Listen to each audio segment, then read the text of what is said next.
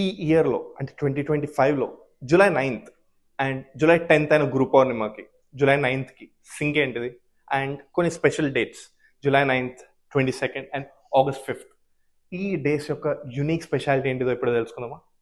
Firstly astronomy అయిన డేట్స్కి and spiritual అయిన గురు పౌర్ణిమకి సంబంధం ఏంటిది అని ఆలోచిస్తున్నా. అన్ని కలిపి ఇప్పుడు తెలుసుకుందాం. ఒక రోజులో 24 గంటలు ఉండాలి అని అందరు నమ్ముతూ ఉంటారు. అంటే 86,400 సెకండ్స్. ఇది 1 to 2 బిలియన్ ఇయర్స్ బ్యాక్ వెళ్తే ఒక్క రోజులో 19 అవర్సే ఉంటుండే. అసలు ఒక రోజులో ఎన్ని గంటలు ఉండాలని ఎవరు డిసైడ్ చేస్తూ ఉంటారు?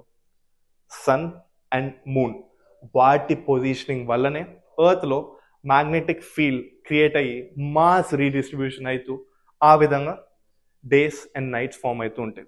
టైం ఫ్లైస్ అంటే కళ్ళు మూసేసి లోపల టైం అయిపోయింది అని ఒక ఫీలింగ్ ఈ July 9th 22nd and August 5th ఈ ఇయర్లో మనకు అవుతుంది.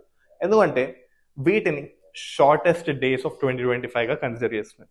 ఇవన్నీ ఎలా అనుకుంటున్నారా? ఫస్ట్లీ యూజువల్గా మనకి సమ్మర్ అనగానే డేస్ ఎక్కువ ఉండి నైట్స్ చాలా తక్కువ ఉంటాయి కదా, కానీ ఈ డేస్ మాత్రం ఏంటి చాలా షార్టెస్ట్ అంటున్నారు ఏంటిది? అండ్ దట్ టు సమ్మర్కి పక్కన ఉన్న ఫాల్ కానీ ఆటమ్ సీజన్స్లో ఇవి తొందరగా అయిపోవడం ఏంటిది అని చెప్పి ఆలోచిస్తే కనుక నార్థన్ హెమిస్ఫియర్ ఆఫ్ ఎర్త్లో ఎక్కువ మాస్ ఉంటుంది సదర్న్ హెమిస్ఫియర్ కన్నా. ఎందుకంటే ఇక్కడ ఫ్లోరా అండ్ ఫానా అంటే ప్లాంట్స్ జీవరాశులు ఎక్కువ ఉండేసరికి మాస్ రీడిస్ట్రిబ్యూషన్ అవుతూ అండ్ దీనికి మీ లైఫ్ మీ చేతిలో ఉంది అని చెప్పడం కూడా సింక్ అయ్యాను. ఎందుకంటే నాసా రీసెంట్గా చెప్తుంది ఐస్ మెల్ట్ అవ్వడం వల్ల అండ్ గ్రౌండ్ వాటర్ టేబుల్లో మూవ్మెంట్స్ వల్ల కూడా ఈ రీడిస్ట్రిబ్యూషన్ అయ్యి డేస్లో చేంజెస్ అవుతూ ఉంటుంది అని చెప్పి. అట్ లాస్ట్ ఇక్కడ మీరు గుర్తుపెట్టుకోవాల్సింది ఏంటి అంటే ఎర్త్ పైన మాస్ కింద మాస్ కన్నా ఎక్కువ అయ్యి ఆ మూమెంట్స్ని చేంజ్ చేసేసరికి ఎర్త్ స్పీడ్ ఇంక్రీజ్ అయ్యి ఆ డేస్లో తొందరగా టైం అయిపోతుంది. సో వీటిని షార్టెస్ట్ డేస్గా అలా చెప్తున్నారు. అది ఏ సమ్మర్ అయినా కూడా ఇది రీజన్. కానీ జూలై 9th షార్టెస్ట్ డేకి జూలై 10th ఆఫ్ 2025 గురు పౌర్ణిమకి లింక్ ఏంటిది? గురు పౌర్ణిమ పౌర్ణమి అంటే ఫుల్ డే.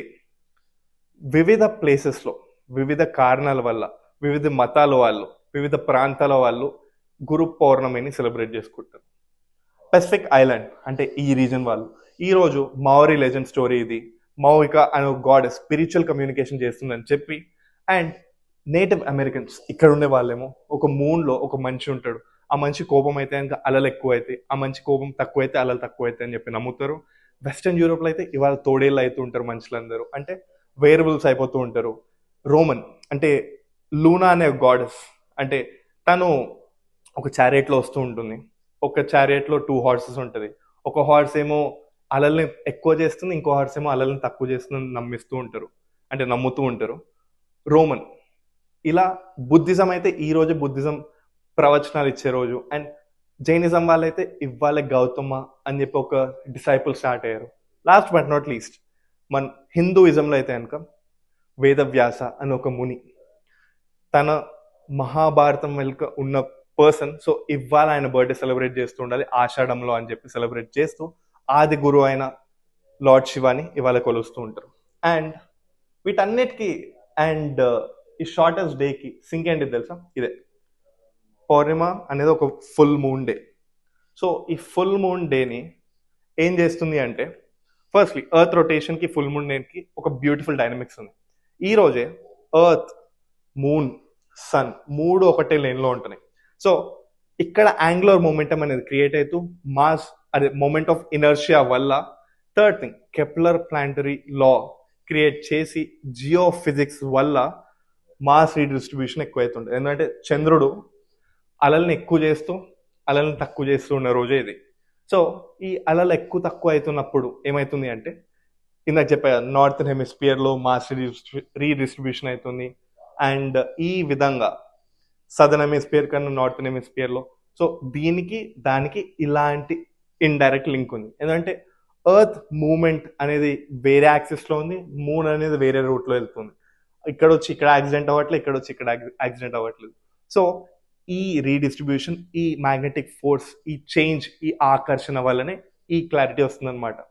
ఎట్ లాస్ట్ మన పూర్వీకులు గురు పౌర్ణిమని ఎప్పటి నుండో సెలబ్రేట్ చేస్తూ ఉన్నారు. అంటే సైన్స్ అనేది మొన్న మొన్న వచ్చింది, కానీ మన సనాతన ధర్మంలో ఇవన్నీ ఎన్నో ఇయర్స్ నుండి ఆర్యభట్ట వల్లని మనం చాలా నేర్చుకున్నాం. సో ఎట్లా spirituality is beyond science. Science అనేది మనకు ఒక లాజిక్, మనకు మనం కనుక్కుంటూ వచ్చేది. So these beyond things which we don't know అని చెప్పి నమ్మొచ్చు అని చెప్పి ఎంతోమంది నెటిజన్స్ చెప్తున్నారు. బై ద వే, ఒక టైమ్ తక్కువ అవుతుంది అండ్ ఇవి షార్టెస్ట్ డేస్, అదే July 9th, 22nd and August 5th shortest days అయితే కనుక, సో మరి మిగతా టైం ఎటు వెళ్ళిపోతున్నట్టు అని ఆలోచిస్తే కనుక వీళ్ళు చూసుకుంటారు. వీళ్ళు ఎవరు తెలుసా? International earth rotation and reference system services. వీళ్ళు ఎర్త్ లో సైంటిస్ట్ అనమాట. వీళ్ళు ఏం చేస్తారంటే అటామిక్ క్లాక్స్ వాడుతూ కోఆర్డినేటెడ్ యూనివర్సల్ టైం యూటీసీని ఫాలో చేస్తూ ఎక్కడెక్కడ టైమ్స్ తక్కువైతే లీప్ సెకండ్స్ యాడ్ చేస్తూ ఉంటారు. ఇది ఎప్పుడు స్టార్ట్ అయింది తెలుసా? 1972లో అప్పుడు స్టార్ట్ చేసి రీసెంట్గా వీళ్ళు ఎప్పుడు చేశారంటే December 31st, 2016 వీళ్ళు ఒక సెకండ్ యాడ్ చేశారు, ఇలా లీప్ సెకండ్స్. ఇలా చేసినందుకు ఆ రోజు ఆ నైట్ మనకి హ్యాపీ న్యూ ఇయర్ కొంచెం లేట్గా చెప్పామన్నమాట. So this is all about the shortest days and Guru Purnima spirituality అయిన ఆస్ట్రానమీకి లింక్ ఎలా వచ్చింది and scientists who add leap seconds. Stay tuned TV9 USA for more updates. Thank you.